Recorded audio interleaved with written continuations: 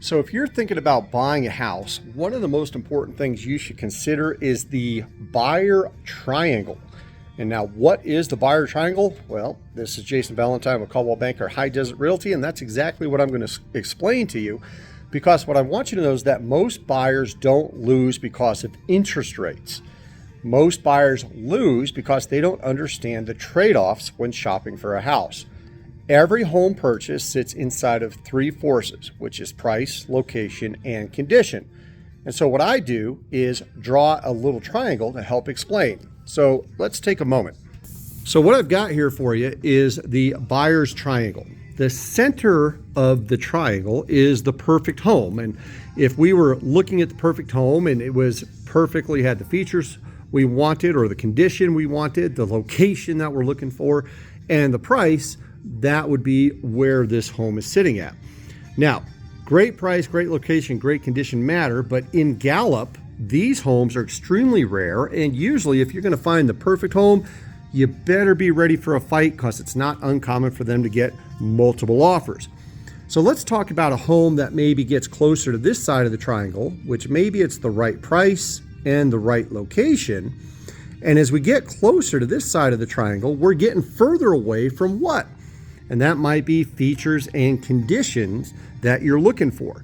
So this might be something like an older home, or it might be something that requires some cosmetic cosmetic updates, older roofs maybe are existing. Maybe you have some dated kitchens and such like that. Let's talk about price and condition, right? So if we get an area that is, maybe it has the right price and it has the right condition in this area of the triangle, we're getting further away from the location. And that means you might be a little further out of town, for example, maybe in the Gamerco area or Mentmore area, or you just might be in a less desirable neighborhood than what you're looking for. The interesting thing is that you might get the features that you want, like newer updates, you might get the price that you want, but you might have to make a little bit longer of a commute to work.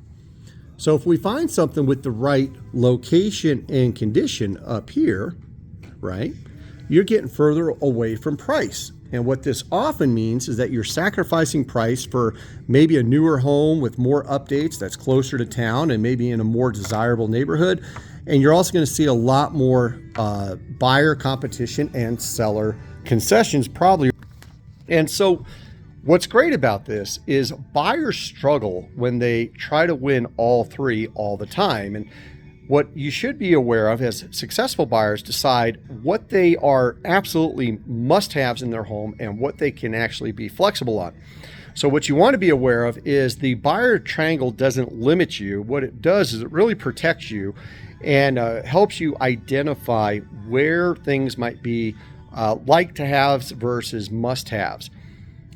It also allows buyers to really decide where they can flex and the absolute hard lines that they have to go to. So it doesn't limit you, it protects you. And if you want more information about how the buyer triangle is going to affect you as a home buyer in today's market, schedule a one-on-one buyer consultation with me. This is Jason Valentine with Coldwell Banker High Desert Realty. There's a link in the comments or in the description on this video, and I can help you make heads or tails out of this thing.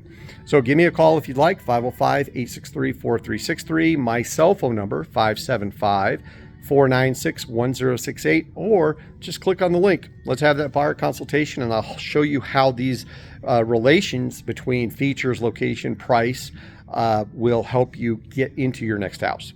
Take care.